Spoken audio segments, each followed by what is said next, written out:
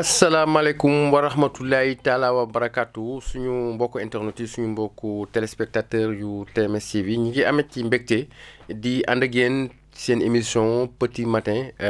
ñi leen di ziar bu baax a baax di ziar Alaaji Thierno Moule Sow di le xalif général des Guinée di le roi médecine du monde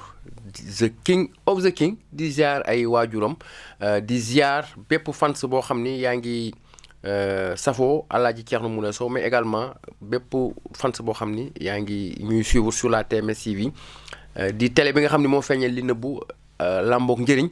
seen émission nag petit matin tey dañ leen indil thème bu doy waar muy wujje mu nekk nag thème bu am solo ñu fas yéene ko càmbar bu baax a baax fas yéene ci ànd ak comme d'habitude le doyen Aziz Diagne ak Sarata kon doyen Aziz Diagne ñu ngi lay ziar di la jox sa wàccuwaay di la nuyu. maa lay delloo ziar di nuyu ñi seetaan.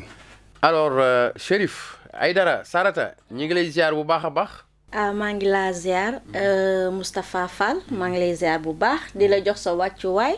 waaye itam maa ngi ziar ki nga xamante ni itam suñu doyen la mu nekk Aziz maa ngi lay ziar bu baax a baax waaye itam duñu fàtte ki nga xamante ni rek moo ñu yilif ñun ñëpp mu nekk kilifa kër gi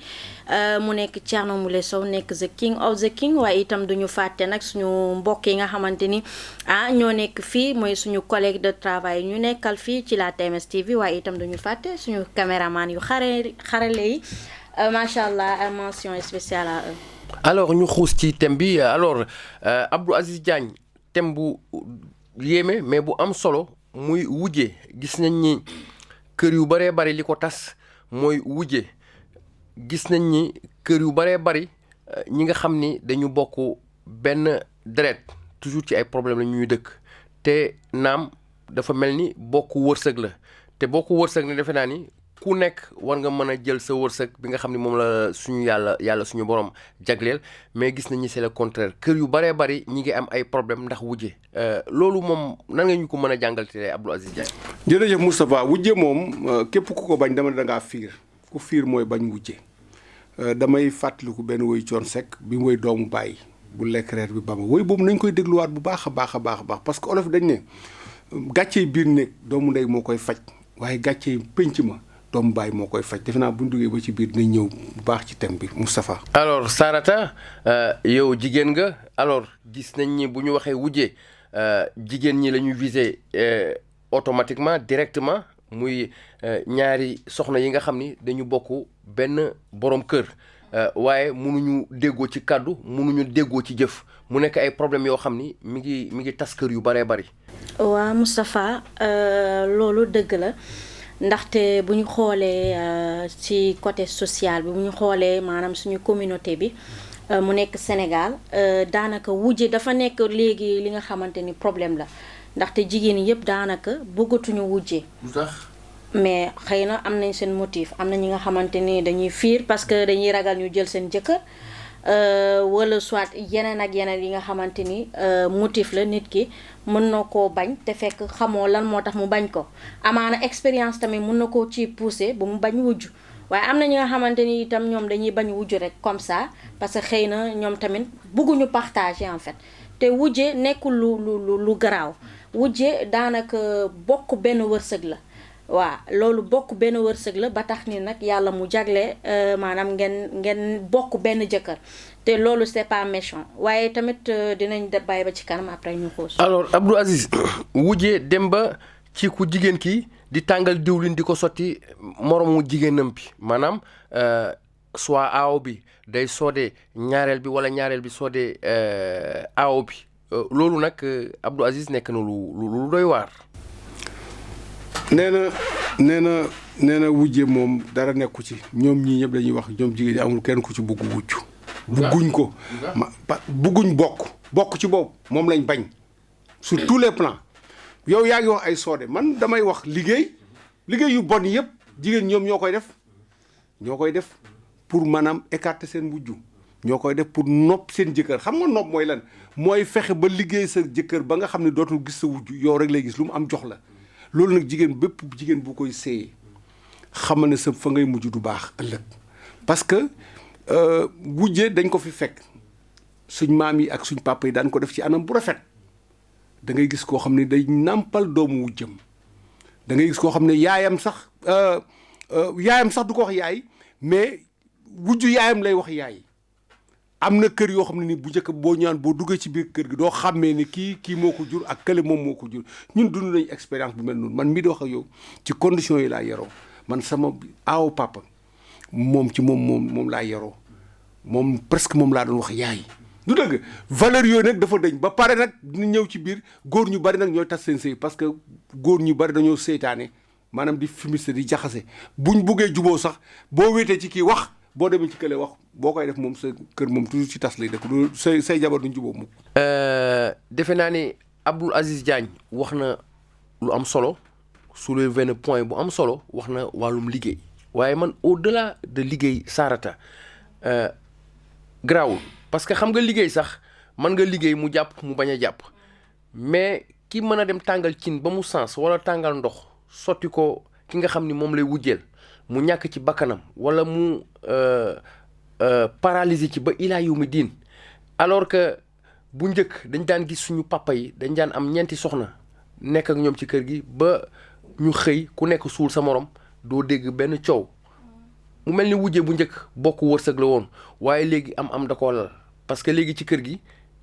ku nekk da ngay profito di def say xarfu fuufa pour jéem a dem ba faat borom kër gi pour miraas bu amee bu fekkee yaa ëpp doom nga ëppale ci miraas bi est-ce que nekkul jafe-jafe yi ñuy dund yëpp nekkul ni am moo ko lal Sarata. waaw Moustapha mun nañ ne ni am mun na koo lal waaye man duma basé wu ci am bi kese parce que wujje dafa dem ba nit ki ku jigéen ki day dem ba wujjeek doomi wujjam. ah bon boobu moo gën a bon. day dem ba wujjeek doomu wujjam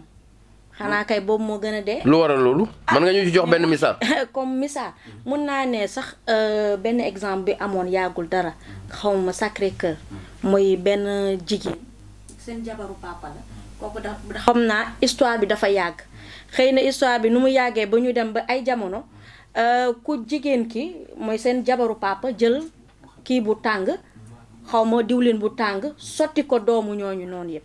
xam nga loolu benn exemple la ak yeneen i exemple yi nga xamante ne mun nañ ko citer nit ki mun na dem wujjee mun na koo ëpp doole ba nga xamante ni dina dem ba liggéey ay doomu wujjam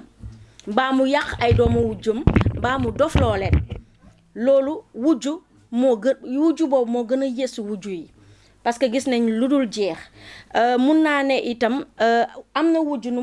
muy mel ci doomi aadama ba nga xamante ni comme ça mun na am comme par exemple yow Moustapha nga am 4 jabar boo amee 4 jabar sa 4 jabar yi xëy na am ñeenti soxna sa ñeenti soxna yi mun na am kenn rek mooy am doom ci ñoom ñeneen yëpp amuñu doom muy première femme deuxième femme troisième femme quatrième femme am sens am doom mais da ngay gis ci biir sëy boobu noonu da ngay gis ci biir ménage boobu noonu soit 3 femmes yi mun nañ lëkkaloo xeex ku jigéen ki maanaam ñu complot kenn ki ko mun nañ dem ba rey kooku gis nañ histoire yooyu noonu fii suñu maam yi mun nañ ne dund nañ loolu te ñoo ngi xam nga neewoon ngeen ni bu njëkk ba wujju amul problème mais bu njëkk ba wujju amoon na problème mais dafa amul ampleur bu mu amoon comme tey jamono gi ñu nekk nii xam nga jamono gi ñu nekk nii mun nga gis ñuy soodee di jël ay nit ki di ko tuur ay ndox bu tàng ak diwlin bu tàng ak di liggéeyante kii mu dof mbaa mu dee mais mu njëkk ba amoon na wujju boobu noonu amoon na ñi nga xamante ni dañuy rey sax jaral na leen ñu rey nit ki baa mu génn ci kër gi. tegal sa loxo ñu ñëw ci point boobu alors Abdou Aziz defe naa dégg nga li Sarata wax alors nan nga mën a jàngatee dem ba mu jaral leen ñuy faat seen borom kër di ko liggéey ba mu dee wala ci kër gi ñuy tàngal diwlin di ko sotti ci nit ba mu ñàkk ci bakkanam alors que ku xam sëy xam ni suñu borom bind na ko ca aras. wujje ba muy jóg. reyante taxuloon mu jóg. xam nga lan moo taxoon mu jóg comme ni ko Sarr tax ngeen bokk wërsëg benn wujje ci kaw lu baax maanaam kenn ki xool loo xam ne daanu ko def ci lu baax mu di ko def ka nga xam ne nii moom tamit moo ñëw mu gis naka la di doxalee ci lu baax mu yokk ko waaye bu nga ko wàññi maanaam booy wujje da ngay wujje ak nit ki ci lu baax ngay wujje ak moom mais doo ñëw pour déjjati ko place am pour dindi ko fa ka nga xam ne tamit moom lañ fekk si moom tamit du ne place bi man maa ko moom man maa ci toog damay fees sama place abadan donc defe naa ne ñaar ñooñu bu ñu ko jëlee dugal ko ci wujje rek mooy indi reyante mooy indi boddante mooy indi saagawante mais man li ma ci jàngat mooy Moustapha góor ñu bari ñooy tas seen kër wax naa ko parce que góor laa góor gu ci bàyyiwul boo wéetee ak kii ne ko kii lam togg neexut wala lam togg baaxut wala fii laa amee jàmm waaye sa cuuraay li seytaane foofu la commencé tu tas kër foofu la commencé góor ñi nga xam ne yàlla daf leen may lu ëpp benn jabar dama leen di ñaan bu ñu wéetee ak seen jabar ak kuñ ci mënta wéetal bu ñu amee lu leen naqari fële bu ñu ko wax fii parce que loolu da ngay may bunt keneen ki mu am lu mu ko xasee loolu moom c'est irresponsable am déet soo amee looy wax ko sa jabar ngeen réglé ko ci biir néeg waaye bul dem di nettali mukk la nga daj fële moo xam lu neex la moo xam lu naqari la parce que bu fekkee ne lu neex nga fa dund di ko nettali kii day mel ni da nga koy ñaawal bu fekkee lu naqari la day mel ni xëy na yaa ngi koy may bund boo xam ne nii day attaqué kële kon nag defe naa ne góor ñi am na ci part de responsabilité jigéen ñi nañu xam ne yàlla moo ñu mooñ ba mu ñuy mooñaale daf ñu mooñaale ak ñu wujje parce que wujje mënul dañ ci biir adduna bi ku wujjewul fii di nga wujj feneen dañ ne wujje sax mu ngi commencé ci doomu ndey fa la wujje commencé waaye dañu wax lu côté positif tey Moustapha Fall mi sama doomu ndey la ñu bokk ndey ak baay mais danaa xool Moustapha lu baax li muy def pour ma roy ko Moustapha tamit xool man lu baax li may def ma roy ko loolu la ñuy wax ci wujje waaye wujje reyante xam nga yaa ngi wax ne ay soode mun nga ci wér ak yooyu d'accord mais Moustapha amul lu gën a bon liggéey ci àdduna surtout liggéey boo xam ne dafa jàpp parce que liggéey daf lay détruire parce que liggéey yi ñuy sànni ci géej di ko def ci armeel xam ngeen bu baax li may wax di la corté am déet nit ki dof am na liggéey yoo xam ne sax dañ lay naawtal sa doomu wujju pour mu disparaître dem abadan dootul ñëwaat loolu moom dëgg la defe naa ne loolu képp ku koy def booy boo xam ne fa ngay mujj te gis nga jigéen bu mu tiitaroo alalu jëkkëram bàyyi leen di tiitaroo seen alalu jëkkër xam nga lan nga war a tiitaroo mooy kër gi maa ngi ci sëy naa fi sëy bu rafet am naa ci doom joo xam ne nii fu mu dem ñu tudd ko noonu la jigéen di tiitaroo parce que ndem si yàlla Ibou Sakho doon na wax ne nekk ci kër sa dépense mat sa lépp mat neex na trop dara manqué wul ñu ne ko neex na mu ne waaye am na lu ko dàq ñu ne ko lan moo dàq Sakho mu ne nga am doom joo xam ne nii ku ko seen joxoñ ko ne mu nga nëleel moo dàq lépp te defe naa loolu lu mat a sóoraale la sëy na la neexee am fa la la neex loolu moom amul fenn te ñoom dañu bëgg a sëy na leen neexee am fa lu leen neex te loolu moom yàlla mayu macha allah defe naa ni intervention bi am na solo mais bëggoon naa aussi am na beneen point bu gën a am importance au-delà de yi ngeen wax yéen ñaar mooy ci wujje bi l'environnement mooy ñi wër ñiy wujje mooy njëkke yi mooy mooy goro yi mooy dëkkandoo yi ñooñu pour man jàpp naa ni luy jiig njaag ñooy njaag parce que ñooñu defe naa ni ñooy préparer le terrain ña nga dëkkal ca koñ ba am ci ñoo xam ne da nga xaritoog ñoom am na ay nit yoo xam ne saa bu ñu xëyee dañuy sol seen dàll luy tas sëy rek la ñuy def bu ñu ñëwee ci aaw bi ne ko man de bu doon man lii ñeneen ñi ñëw ci ñaareel bi ne ko man de bu ma doon yow lii wala li la boo déggee li la sa aaw bi wax wala say sœur yow ku góor ki say sœur ne ci kër gi di dem di ruube fii di ñëw di ruube fii ba xëy mais dëgg la ba xëy affaire bi nekk ab sébu boo xam ni dañu dem ba day xëy rek tàkk ñooñu aussi defe naa ni am nañ ci wàll ci mbir mi et je pense que sax point boobu aussi point bu am importance la Sarata muy njëkke yi di ñi nga xam ni ak dëkkandoo ak ñooñu aussi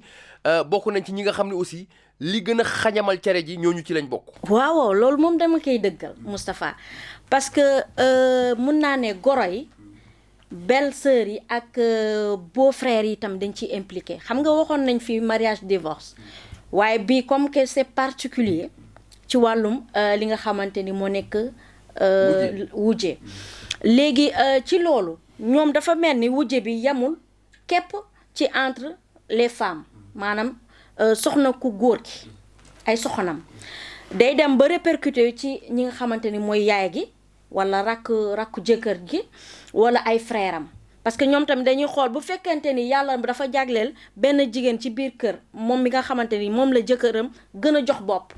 da ngay gis ñee tamit dañuy def benn maanaam clan ñu soit ñu féetoo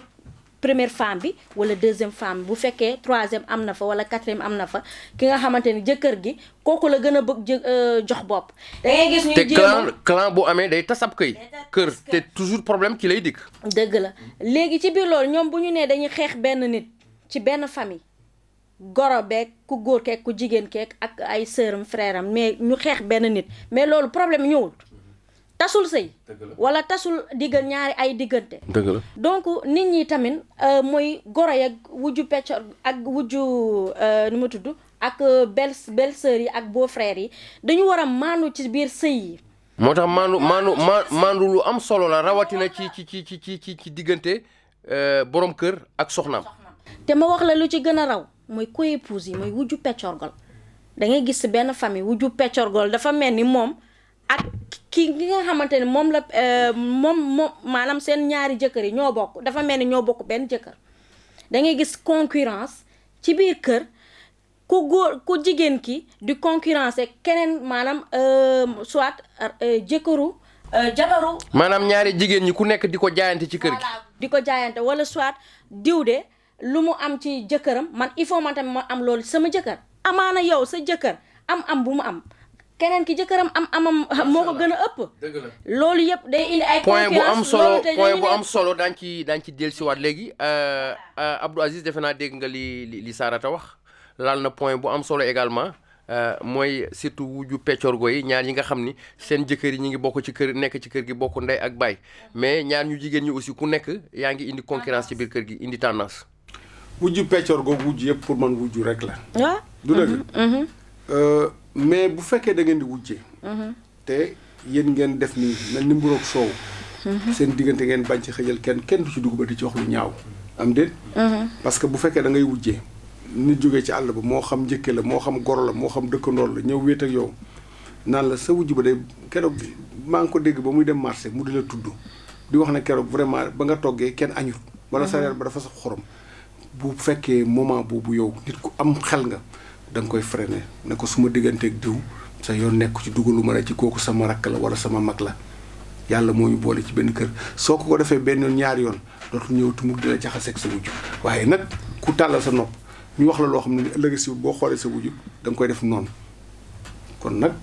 jigéen ñi nga xam ñu ngi wujji dañuy fatt seen nopp te nga xam ne moom la ñu wujjeel buñ gis ci moom lu négatif buñ ko ci dégg bu ñëpp defee noonu rek defe naa ne góor ñi danañ am jàmm sëy dina am jàmm parce que góor ñu bari bañu ñu wuju de bañu ñu takk ñaareel de xam nga lu ñu bañ mooy problème yooyu am ca biir kër ga waaye góor gu sañoon nag Moustapha ñu di la ay ayloo parce que nag liñ naan bu benn baaxee ñaar yu baax moo gën benn baax boo ñëwee fi ñu topp tool nga dem fële ñu topp tool mais loolu jàmm rek ngay am mais fitna yay am ca wujje ba moo tax ñu bari bëgguñ takk ñaar. Abdou Aziz aussi góor ñi aussi am na ci ñoo xam ne ils sont irresponsables. Ils sont irresponsables. C'est-à-dire parce que munoo nekk ci kër yor say ay soxna ngay dem boo demee ci kii nga waxul lii dem ci kële waxul lale ba pare ngay accepter say ay sœur wala say ay xarit ñëw di la wax ci diggante ci say ñaari ay soxna defe naa ni góor gu accepter loolu tu es irresponsable parce que Abdou Aziz sëy dafa sacré bi mu sacré ñu takk ko ci siraatixal mustaxima defe naa ni war nga am sa fulla ak sa fayda koo mën a doon ci kaw suuf. waaw war na mën a ñëw wax loo xam ne lu positif la mais ngay accepter non pour dëggal li nga wax rek ngay accepter ñuy ñëw di wax lu négatif ci sa ay sëy defe naa ni góor ñu baree bari aussi ñi ngi fii ci société bi non seulement ils sont faibles mais ils sont irresponsables donc je pense que foofu aussi góor ñi war nañ gën a defaraat seeni ay sappe loolu nag day wone que ni manque de valeur cardinale bi amoon ci société bi. parce que defe naa ni maam Serigne Touba maam Limamou Laye Cheikh al Islam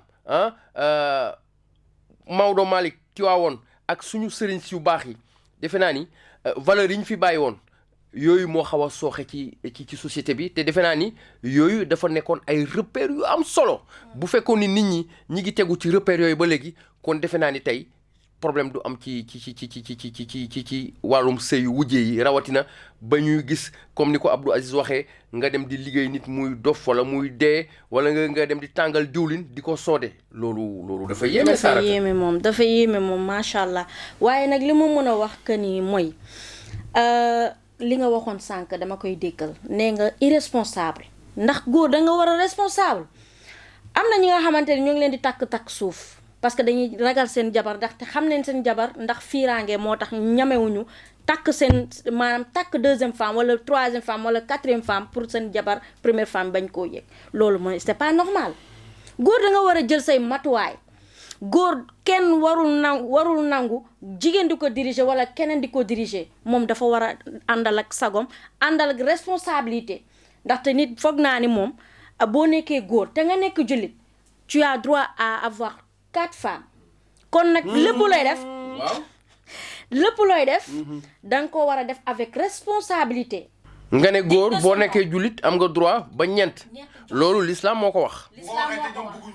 non c'est pas parce que ñun bëgguñu wujjee kaay ma wax la du ñëpp ñoo bañ wujjee gis nga ku ragal wujj ku bañ wujju rek c'est parce que da nga ragal wujjee te nit jigéen da nga war a oser da nga war a nangu ni da ngaa wóolul sa bopp waxal loolu da ngaa wóolu te loolu boo ko wërsëg la boo ko voilà moo bi moo ma perdre waaye moo bi moo ngi ni bokk wërsëg la te loolu jàmm la te loolu sax dafa neex man damay naa loolu dafa neex parce que yow déjà yow da ngay am occasion noppalu parce que sa jëkkër bu AFE mun nga noppalu am yenn temps yi ngay am yooyu dox. mën naa la laaj est-ce que Sarata mën naa la laaj est-ce que yow bëgg nga wujje bu baax sax man de su ma amee jël su ma amee jël man daal l'essentiel a nekk nit ki da nga war a wóolu sa bopp xam ki nga doon. baax na. doyen. Abdou Aziz mu mel ni waxtu bi ñu cëralee woon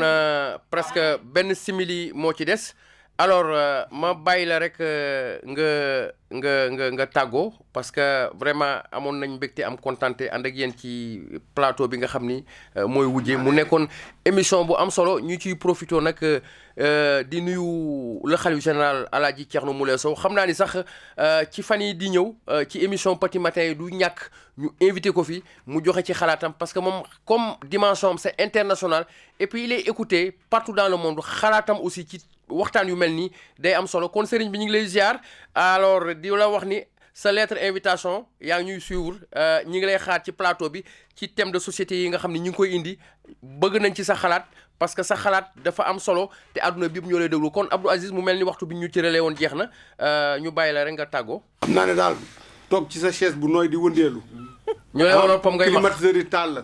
nga naan bañu maa wujju loolu yomb na trop waaye bés boo ko dundee ngay xam ne wujju lépp looy xalaat ci wujju rek mu ngi ci biir. man nag dama lay ñaanal. yàlla bul am wujju nga toog ak sa jëkkër. ah déet Aziz foofu d'accord uma ci. waaw mais foofu moom d'accord uma. waaw mais d'accord uma du fekk l'islam nangu na ba ñeent. mais l'islam imposé wu ko. waaw imposé wu ko attention. dagan na du fekk dagan na. voilà ci boo ko mënee. kon moom war na mën a wujjee. li ma koy ñaanal mooy. amiin yàlla bu mu am wujju. amiin ba tey parce rek que maa ngi ñëw rek. ba tey rek dégg nga mu ne amiin. waa ki nga déet man mi ko ñaanal. mais xam nga boo ko ñaanelee mu ne amin mais kenn xamul lan la ko histoire di réserver ëllëg. waaw mais ma ñaanal ko rek. waaw mais man d'accord ma ci ñaan boobu. man daal bu ma doon moom. ñaanal naa la wax nga amin. kii bëggul wujju. amiin mais boo ma ñaanalee lu baax kay. lu baax nga ne amin kon nag xam nga ne waaw mu ngoog moo tax nga ne amin. ñu bàyyi la nga tàggoo. waaw man Moustapha lu may tàggoo mooy que ni jigéen. ñun jëlee ko sama jëm bopp ba ñun ñëpp gis nga doyen man damaa wóolu sama bopp de. yàlla moo tax may wax. damaa wóolu lu tax ma ne damaa wóolu. Sarata saabu du foot boppam. baax na nañ dem tojuma fenn doyen. doyen. yow foo toj. tojuma fenn. baax na. mais doyen dama lay wax que ni. ñun ñëpp benn lañu. gis nga lu tax ñuy naan nit ki dafa ragal wujj. parce que sa jëkkër mun na tàkk ki nga xamante ni bokkoo leen jikko. kooku mun na nekk beneen nit mu ñëw indi li nga xamante ni wala indi benn coppite bi nga xamante ni. maanaam gën laa mokk pooj waxal foofu. non du loolu ban mokk pooj. baax na man de moom ragalu moo la xam nga lan lay ragal. mu ñëw jaxase kër gi. man boo waxee loolu mun naa ko nangu ñëw jaxase ñëw di féewale. xam nga am na yenn jigéen dañoo am tendance bu ñu ñëwee rek dañuy bëgg a écarter parce que duñu bëgg a wujje loolu nit ki mun na koo ragal ba mu ragal wujj mais affaire bi du loolu gis nga ñun ñëpp a bokk benn nit boo bokkee ak jigéen sa moromu jigéen benn wërsëg da nga ko war a nangul waroo indi fi beneen affaire nañ bàyyi nañ moytu loolu ba ñu indi ay féewal ak affaire yu jërëjëf malheureusement Sarata Abdou Aziz thème bi malheureusement temps bi jeex na loolu xam naa bu ñu génnee daañ ko eggali ci biti xam naa dinañ ci revenir at malheureusement temps bi ñu joxoon passé na Abdou Aziz alors amoon nañ mbégte vraiment ci plateau bu am solo bi nga xam ni muy wujjee ma àndoon ceeg Abdou Aziz Diagne Sarata ñu amoon ci réalisation bi Saliou Samb ci caméra yi ñu am ci Sëñ Mbaye am ci Youssou amoon nañ vraiment mbégte indi leen waxtaan bu am solo bi ci TMS TV nga xam ni mooy télé bi feeñal lépp lu nëbbu làmbook njëriñ toujours mbégte la ci TMS TV di leen indil waxtaan ay jamono yu am solo yi nga xam ni pour gindi askan bi di leen jox dig daje ci yeneen i waxtaan jërë ngeen jëf